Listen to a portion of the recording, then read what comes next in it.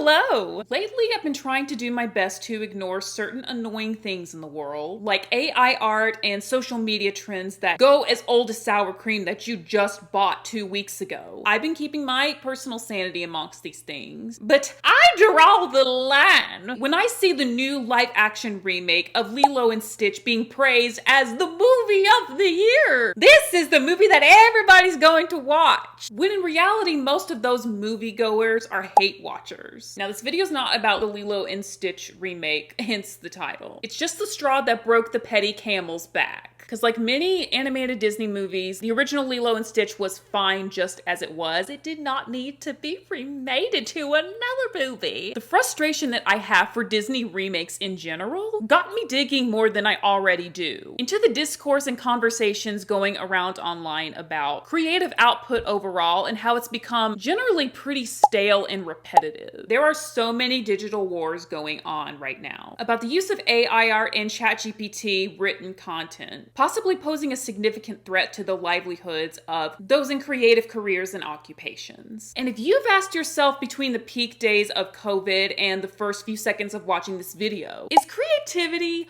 really dead? I highly recommend sticking around for the entirety of this video, because I have a very complicated, non-black and white answer. And it might be conniption inducing for some people, but whatever. Sarcastic comment pending, please wait. That's right, my fellow creative queens. We're diving head first. Like the kind of head first that you dive off the diving board and hit your head at the bottom of the pool head first. Into the debate that original thought and creativity is dead in 2025 and has no hope of reviving as long as we keep relying on AI to act and think on our genius behalf. Okay, listen to me now. Here's the coffee. I would have said here's the tea, but this is coffee. And I don't want to spill it, but it's black like my soul. Here's the real deal. It seems that these days people are so quick to blame AI, like solely just AI. It's responsible for the lack of creativity we're seeing online and other creative spaces these days. I personally don't think so. I mean, AI can definitely be not helping the problem, but I don't think it's the root cause of the lack of creativity that we're seeing in spaces dedicated to showcasing human originality. I think it started way before the rise in everyday use of AI. You want to know what I really think killed creativity? You want to know the reason why I think it seems that people can't have original thoughts anymore? The hustle culture, the grind, the toxic notion that we're supposed to work and be productive 24/7. I think that's what's killing creativity, because people don't have the time. They don't have the time to sit down and create whatever the fuck they want from their intuitive inspirations, or just to do or make something just for the fun of it. It seems that in this 24/7 productivity encouraged society that we live in, half of that time is spent working at a job. Now, when I say working in this video, I mean working a job where the incentive is monetary rewards. I mean, not that it really even is a reward most of the time. Between working in jobs and attending to daily life responsibilities, there's barely any time to make creative ideas flourish and make their way into tangible reality. If your mind and my mind are sinking this far, have yourself a little stay, because we are, as a matter of fact, going to be breaking down how toxic and undoable work culture is and how it kills, murders our natural human urge to create, how the workplace culture needs to change. Well, change meaning die, so that we can actually have time to tend to our creative urges and invest in our hobbies. Now, as we all know, the traditional full-time work hours, not just in the Western world, but in countries like Japan, are absolutely ridiculous and leave no time for leisurely activities. 40 hours a week or more gives no one enough time to balance working for a paycheck, to survive, to buy food, to care for themselves and probably other people, to get their basic needs met, with doing things for themselves so that they can experience the simple joys and pleasures that life has to offer. Any time you have left in a day of the hours you don't work are spent attending to everyday responsibilities like caring for family members, scheduling and making appointments, running errands. There's not even enough hours in a day to get all of these things done in a way that benefits the physical and mental health of people. Now, I came across this article from the New York Post while doing my research for this this video, provide some of the most common physical ailments of being overworked and working too many hours. But the solutions they provide, granted, they mean well. Nothing wrong with giving professional advice, but there's not even enough hours in the day to fix these problems. Neck and back pain, skin aging, digestive issues, vision issues, heart attack and stroke, weight gain, weakened immunity, da-di-da-di-da-di-da-di-da. I said da-di-da-di-da because I know that is not an extensive list. And speaking from personal experience too. And not only is too much working bad for your physical health, of course, it has devastating consequences on your mental health as well. Okay, now I can't find the shit. And according to who? I'll tell you who. The World Health Organization. Overwork is the single largest risk factor for occupational disease and has significant impacts on physical and mental health. The researchers on the WHO study define overwork as 55 hours or more per week. The individuals who are juggling multiple jobs, caregiving, parenting, or working and going to school at the same time are grappling with compounding stress. And the link between this kind of productivity and meeting basic needs makes overwork feel like a necessity, not a personal choice. For chronically ill or disabled young people, there's a pressure to be extra productive to compensate for times when they can't be. For those supporting families or loved ones, the idea of not overworking can be especially intimidating. But listen to this audio clip from the podcast Working It, where Bridget, Schultz. Sorry, girl, I don't know how to pronounce your name. I don't know how to pronounce your last name. Let's just say Schultz for now. Author of Overwork, Transforming the Daily Grind and the Quest for a Better Life, where she describes the U.S. work culture in particular as the fifth leading cause of death in the country. I think it's a very poetic and I would say beautiful way to demonstrate, but it's not beautiful. That overworking kills people. That's a shame, Bert, for not being able to think of adjectives at the moment. It's a poetic way to say that overworking kills. Bridget, have you studied the health effects of not switching off? Oh, yeah. The health effects are enormous. The longer you go without taking vacation, the worse your health outcomes are likely to be. You know, whether it is cardiovascular disease or other illnesses.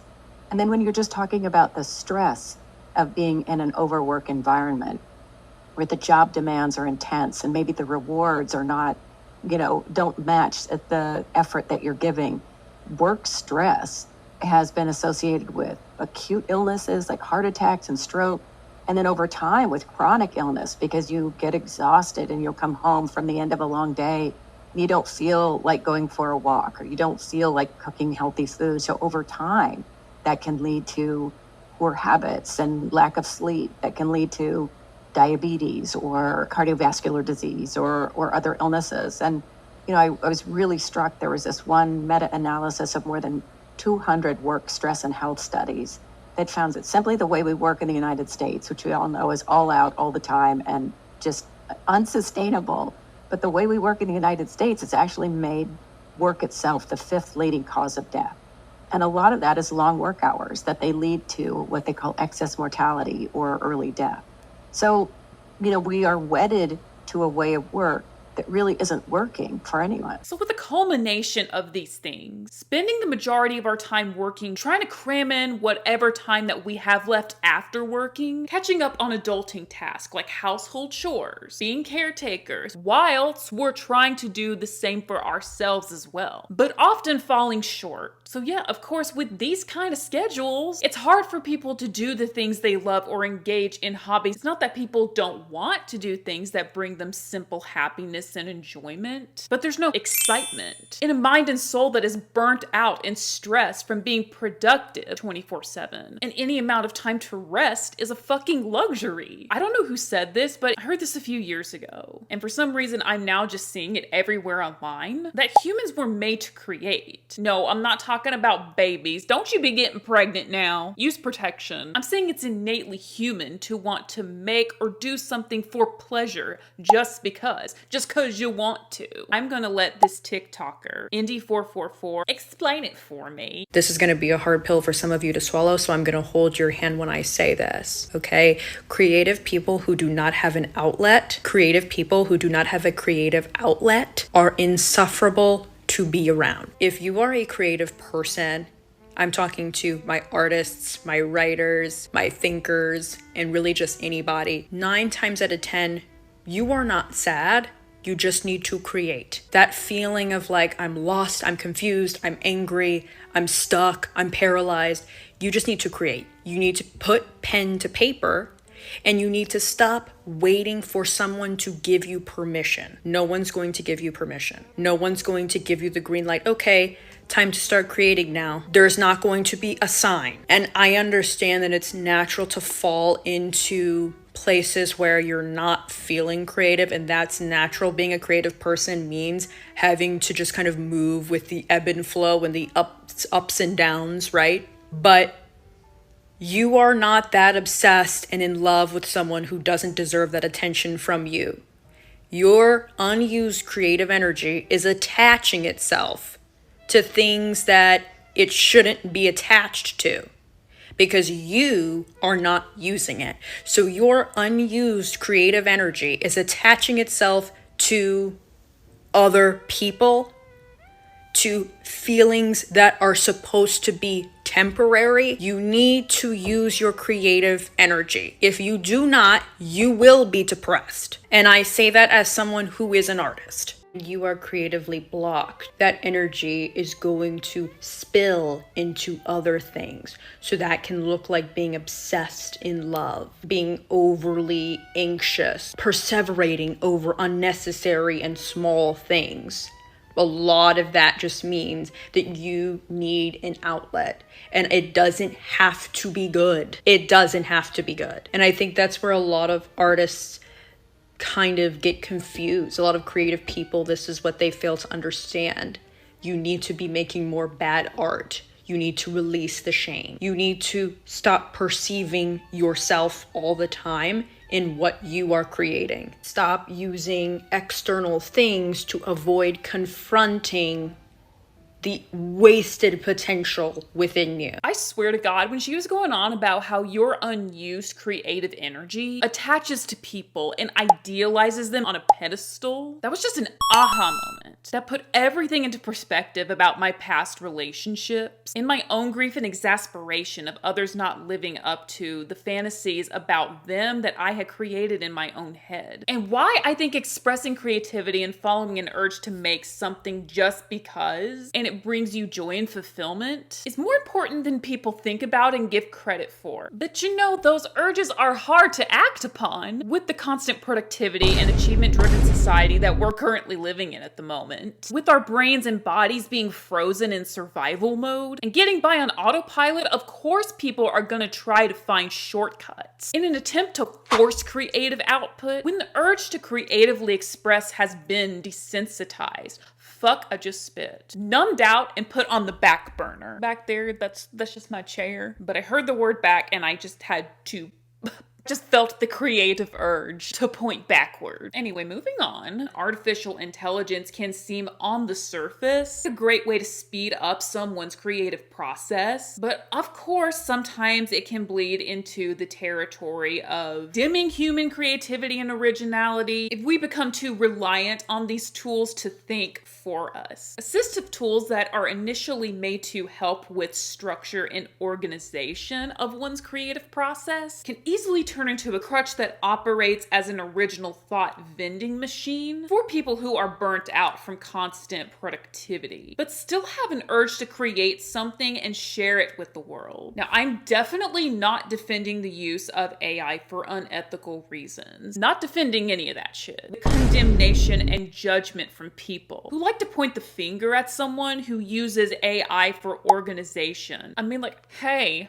I'm gonna say it.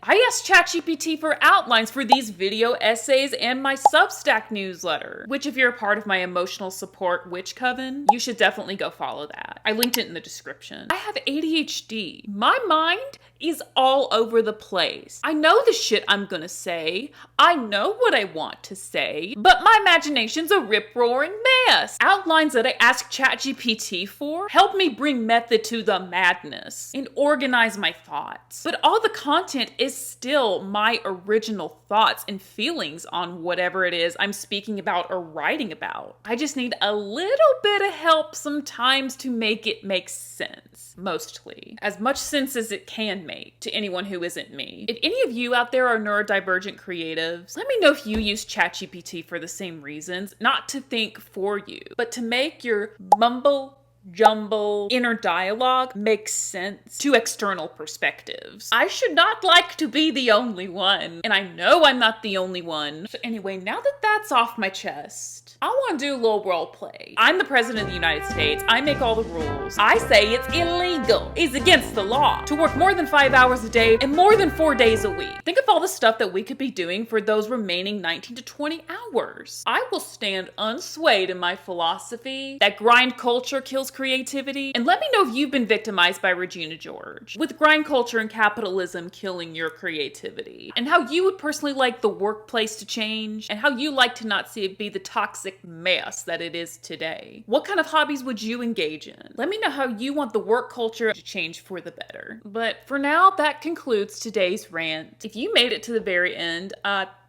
thank you. Thank you for sticking with me while I let off some petty steam. I'm very flattered by your willingness to listen. If you perchance enjoyed it, go ahead and give this video a thumbs up. And of course, if your energy and my energy are a top-notch frequency match, then go ahead and join my emotional support coven when you click that subscribe button. Just take your magical little witchy finger and give it a powerful little tap like this. Ding! And you know what that's gonna do? It'll notify you every time I've awakened from my coffin and come back to YouTube. If you like that kind of shit. I mean, of course you like that kind of shit. That's why you subscribe. And I so appreciate you for subscribing. You the best. See you the next time. Bye.